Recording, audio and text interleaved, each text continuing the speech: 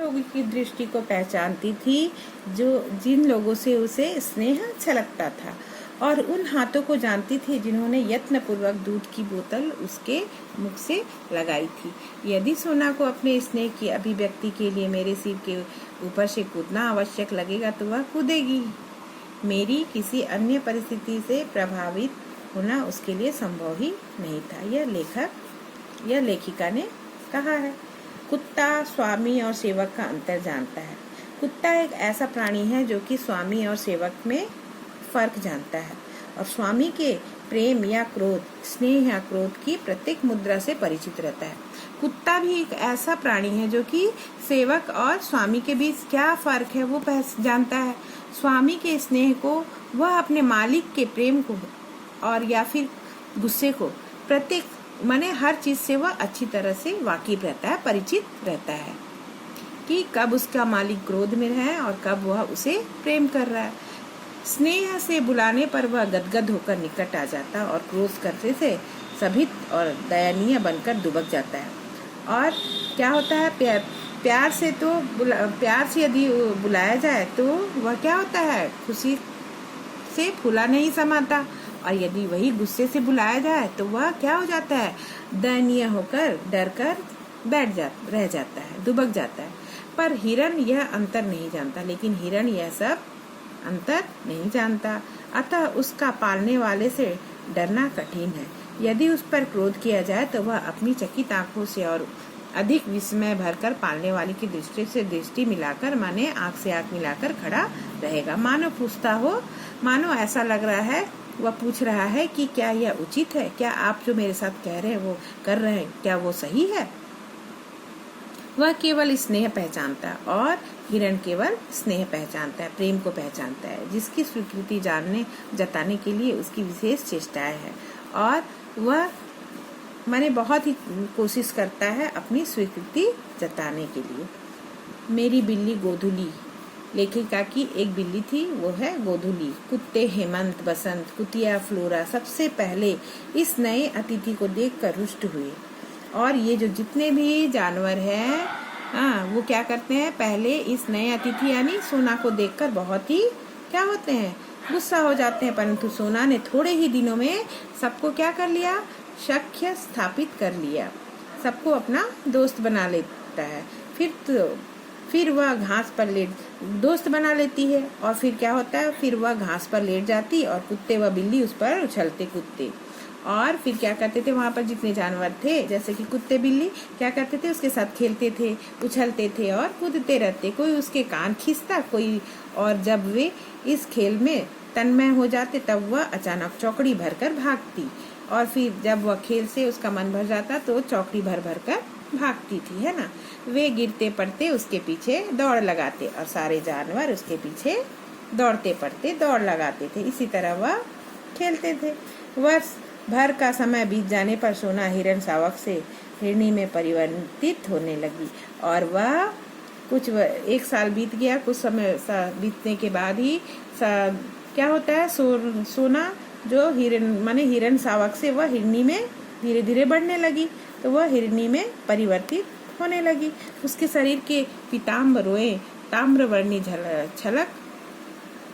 झलक देने लगे। टांगे अधिक सुडौल और खुरों के कालेपन में चमक आ गई। ग्रीवा अधिक बंकिम और लचीली हो गई। पीठ में भराव वाला उतार चढ़ाव और स्निग्धता देने लगी। परंतु सबसे अधिक विशेषता तो उसकी आंखों और दृष्टि में मिलती थी। किसकी? हिरणी की, है ना। आंखों के चारों ओर खींची कजल कोर से माने काजल लगाया, ऐसा लगता जैसे उसके आंखों में काजल लगाया है। नीले गोलक और दृष्टि ऐसी लगती थी मानो नीलम के बल्बों से उजली विद्युत का स्फुरण हो। माने उसकी आंख ऐसे थी जैसे लगता था नीले रंग के बल्बों में उजली विद्युत का स्फुरण हो रहा है। इसी बीच फ्लोरा ने भक्तिन की कुछ अंधेरी कोठरी के एकांत कोने में 4 बच्चों को जन्म दिया। फ्लोरा कौन थी, है ना। हाँ, एक कौन थी, फ्लोरा कुतिया, है ना। तो वो क्या करती है कि उसने भी एक अंधेरी कोठरी में एकांत कोने में 4 बच्चों को जन्म देती है। वह खेल के संगियों को भूलकर अपनी नवीन सृष्टि के संरक्षण में व्यस्त हो गई।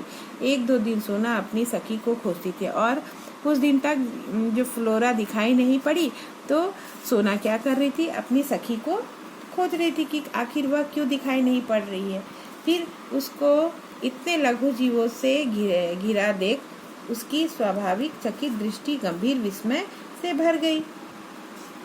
एक दिन फ्लोरा कहीं बाहर घूमने गई और क्या होता है, एक दिन फ्लोरा कुछ दिन बाद बाहर घूमने के लिए जाती है कुतिया, और सोना भक्तिन की कोठरी में निश्चित लेटी थी और सोना भक्तिन की कोठरी में लेटी हुई थी। पिल्ले आंखें बंद रहने के कारण ची ची करते हुए सोना के उदर में दूध खोज रहे थे और उसने पिल्ले आंखें बंद रहने के कारण, बच्चे छोटे छोटे थे फ्लोरा के, तो उनके आंखें बंद ही थे और वह ची ची करते हुए क्या करते, सोना के उदर में दूध खोज रहे थे। तब से सोना के नित्य के कार्यक्रम में पिल्लों के बीच में लेट जाना भी सम्मिलित हो गया।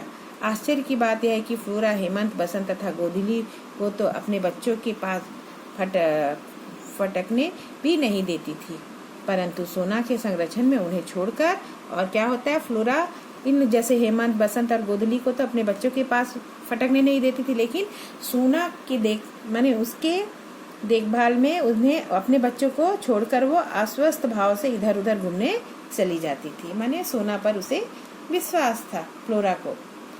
संभवतः वह सोना की स्नेही और अहिंसक प्रकृति से परिचित हो गई थी और वह क्योंकि वह सोना की स्नेही, प्रेम से और अहिंसक प्रकृति से परिचित हो गई थी, क्योंकि सोना की स्नेही और अहिंसक प्रकृति से फ्लोरा परिचित हो गई थी, उसे पहचान गई थी, इसलिए उस पर विश्वास करके वह अपने बच्चों को उसके भरोसे छोड़कर इधर उधर घूमने चली जाती थी। पिल्लों के बड़े होने पर और उनकी आंखें खुल जाने पर सोना ने उन्हें भी अपने पीछे घूमने वाली सेना में सम्मिलित कर लिया और फिर धीरे धीरे जो उसके बच्चे थे फ्लोरा के बड़े हो गए। वो भी क्या करती है, अपने पीछे पीछे उन्हें भी घूमने में सम्मिलित कर ले। सोना क्या करती है, उसके बच्चों को अपने साथ घूमने में शामिल कर लेती है, उसे भी अपने सेना में, है ना। मानो इस वृद्धि के उपलक्ष्य में आनंदोत्सव मनाने के लिए अधिक देर तक मेरे सिर के आर पार चौकड़ी भरती रही। उस वर्ष गर्मियों में मेरा बद्रीनाथ की यात्रा का कार्यक्रम बना और उसी वर्ष लेखिका के बद्रीनाथ यात्रा करने का कार्यक्रम बना। प्राय मैं अपने पालतू जीवों के कारण प्रवास में कम रहती हूँ और उन्होंने इतने जानवरों को, जीव जंतुओं को पाल रखा था, उनके वजह से वह कहीं बाहर नहीं जा पाती थी। लेकिन इस वर्ष उनका बद्रीनाथ की यात्रा करने का कार्यक्रम बना था। हाँ, उनकी देखरेख के लिए सेवक रहने पर भी मैं उन्हें छोड़कर आश्वस्त नहीं हो पाती और लेखिका ने उन जानवरों को, जीव जंतुओं के देखरेख के लिए सेवक भी रखा था, लेकिन फिर भी लेखिका उन्हें छोड़कर बाहर नहीं जाना चाहती थी। भक्तिन, अनुरूप आदि को साथ जाने वाले थे ही पालतू जीवों में से मैंने फ्लोरा को साथ ले जाने का निश्चय किया और लेकिन बाहर जाने के लिए उन्होंने अपने साथ किसे चुना, फ्लोरा को। वह मेरे बिना रही नहीं सकती थी क्योंकि फ्लोरा उसके बिना लेखिका के बिना रह नहीं सकती थी। सोना की सहज चेतना में न मेरी यात्रा जैसी स्थिति का बोध था, न प्रत्यावर्तन का। इसी से उसकी निराशा, जिज्ञासा और विस्मय का अनुमान मेरे लिए सहज था। पैदल आने जाने के निश्चय के कारण बद्रीनाथ की यात्रा में ग्रीष्म अवकाश समाप्त हो गया और पैदल आने जाने के कारण, निश्चय के कारण बद्रीनाथ की जो यात्रा थी, की जो छुट्टी थी, वह जल्दी ही खत्म हो गई। 2 जुलाई को लौटकर जब मैं बंगले के द्वार पर आ खड़ी, तब पिछड़े हुए पालतू जीवों में कोलाहल होने लगी। माने जो पालतू जो जीवों को उन्होंने पाल रखा था, उन लोगों में कोलाहल शुरू होने लगी, चिल्लाने लगे। गोधूली मेरे कंधे पर आ बैठी और लेखिका को देखकर गोधूली जो थी वो उनके कंधे पर आ बैठी। हेमंत, बसंत मेरे चारों ओर घूमने लगे, परिक्रमा करने लगे, माने लेखिका के चारों ओर। खुशी से वे लोग लेखिका को देखकर उनके चारों ओर घूमने लगे।